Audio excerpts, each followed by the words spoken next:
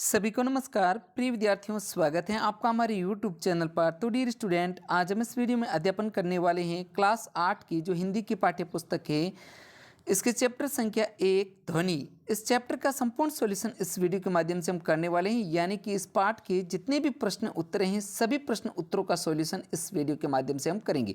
तो प्रिय विद्यार्थियों, बगैर समय को खराब करते हुए शुरू करते हैं पाठ 1 ध्वनि के प्रश्न उत्तर। सबसे पहले देखते हैं कविता से। इसके तहत प्रश्न संख्या 1 है, जो कवि को ऐसा विश्वास क्यों है कि उसका अंत अभी नहीं होगा। साथियों, इस प्रश्न का उत्तर हम देख लेते हैं।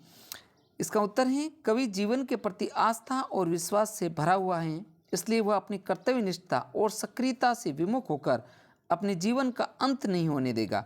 वह अपने उत्साही कार्यों की आभा को वसंत की तरह सुगंधित रूप में सब ओर फैलाना चाहता है। आगे प्रिय विद्यार्थियों, प्रश्न संख्या 2, फूलों को अनंत तक विकसित करने के लिए कवि कौन कौन से प्रयास करता है। तो साथियों, इस प्रश्न का उत्तर देखते हैं। कवि कहता है कि सारे पुष्प अनंत काल तक अपनी आभा, सुषमा और सुगंध सारे वातावरण में बिखेरते रहे, इसलिए किशोरों रूपी फूलों को अनंत तक विकसित करने के लिए उन पर छाए उन्नीदेपन के आलस्य को दूर करके अपने नव जीवन के अमृत से सहर्ष सींचने का प्रयास करता है। साथियों, आगे देखते हैं प्रश्न 3 जो है, कवि पुष्पों की तंद्रा और आलस्य दूर करने के लिए क्या करना चाहता है।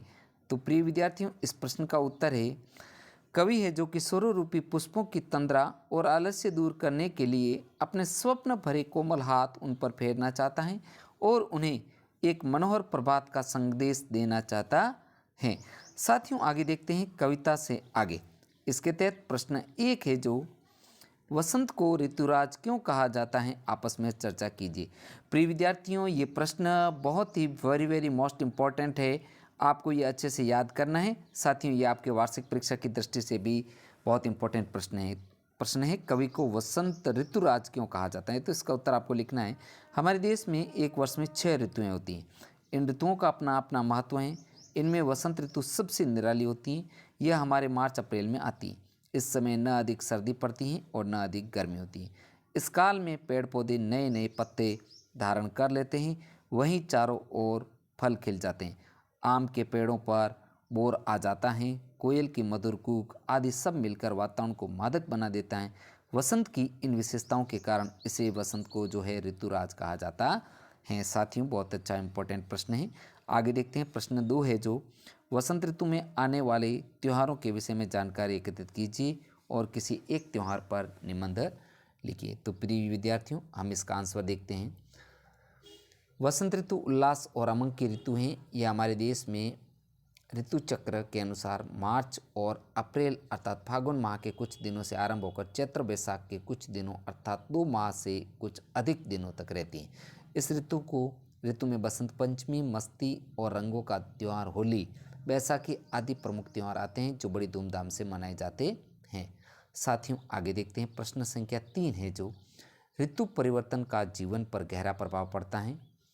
इस कथन की पुष्टि आप किन किन बातों से कर सकते हैं। तो प्रिय विद्यार्थियों, इस प्रश्न का उत्तर थोड़ा सा बड़ा है, लेकिन आपको इस प्रश्न का उत्तर पूरा करना है। तो इसका जो उत्तर हम देख लेते हैं कि ऋतु परिवर्तन का हमारे जीवन पर गहरा प्रभाव पड़ता है। इसकी पुष्टि हम निम्नलिखित बातों पर कर सकते हैं। सबसे पहला पॉइंट है पहनावा। जैसे देखते हैं कि ऋतु परिवर्तन का प्रभाव हमारे पहनावे पर सबसे अधिक पड़ता है, इसलिए ऋतु के अनुसार परिधानों का प्रयोग किया जाता है। उदाहरण के लिए, जैसे ग्रीष्म ऋतु में हम सफ़ेद और सूती वस्त्रों का अधिक उपयोग करते हैं, जबकि सर्दियों में ऊनी तथा भारी भरकम रंगीन कपड़ों का प्रयोग करते हैं। अगला है जो खान पान। ऋतु परिवर्तन का प्रभाव हमारे खान पान पर भी सबसे अधिक पड़ता है, अतः ऋतु परिवर्तन के अनुसार ही लोग अपने भोजन में खाद्य वस्तुओं का समायोजन करते हैं। साथियों, आगे देखते हैं तीज त्यौहार। विभिन्न ऋतुओं के अनुसार उन दिनों में पड़ने वाले त्यौहार भी अलग अलग होते हैं। इन पड़ने वाले तीज त्यौहारों को ऋतुओं के आधार पर मनाया जाता है, इसलिए ऋतु परिवर्तन का जीवन पर गहरा प्रभाव पड़ता है। आगे देखते हैं प्रिय विद्यार्थियों, प्रश्न संख्या है जो पॉइंट है अगला, स्वास्थ्य अनुकूलता। कुछ ऋतुएं स्वास्थ्य की दृष्टि से अति उत्तम होती है। इनमें एक और जहाँ खाद्य सामग्री की प्रचुरता होती है, वहीं जीवाणुओं का संक्रमण भी कम होता है।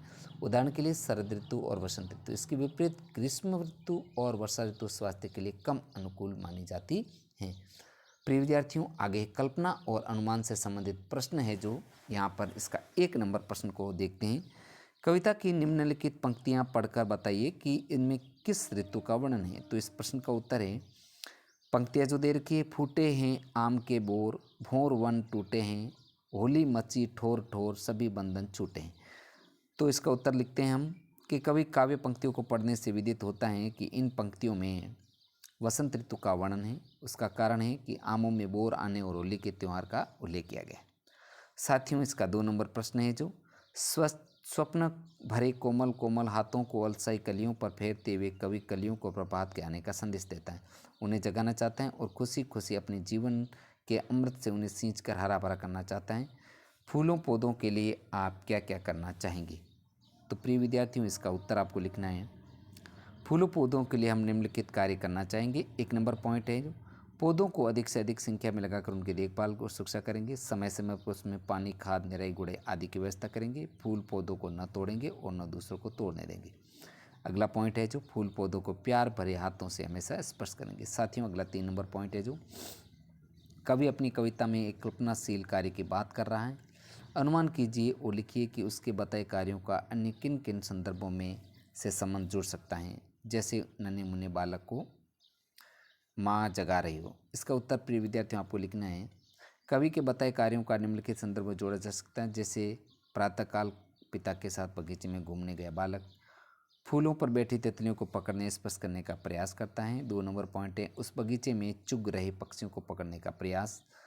फूलों और पत्तियों पर बड़ी ओस की बूंदों को हाथ से छूने की क्रिया करता है और इसे लाकर छाड़ता है। आगे है, बगीचे में उलझी लताओं को सावधानी से अलग करने का प्रयास करता है। अगला पॉइंट है, माली पौधों को काट छांट कर उन्हें सुंदर स्वरूप प्रदान करता है और हरियाली को देखकर आनंदित होता है। प्रिय विद्यार्थियों, ये वीडियो इतना ही। साथियों, हमने इस वीडियो के माध्यम से जो है कक्षा 8 का जो हिंदी विषय का जो है चैप्टर 1 जो एनसीईआरटी सॉल्यूशन के तहत चैप्टर 1 ध्वनि, इस चैप्टर का संपूर्ण सॉल्यूशन यानी कि इस टेक्स्ट बुक से जितने भी क्वेश्चन एंड आंसर थे इन सभी का सॉल्यूशन हमने इस वीडियो के माध्यम से किए हैं।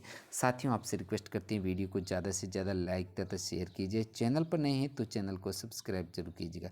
प्रिय विद्यार्थियों, आपको मेरी यूट्यूब चैनल की प्लेलिस्ट में कक्षा 8 के जो हिंदी विषय के संपूर्ण वीडियो पाठों के एक साथ अवेलेबल हैं। आप उनका अध्यापन एक साथ भी कर सकते हैं। प्रिय विद्यार्थियों, मिलते हैं अगले नेक्स्ट नए जो है जो नए चैप्टर के साथ में। साथियों, देखते हैं। वीडियो देखने के लिए आपका दिल से धन्यवाद।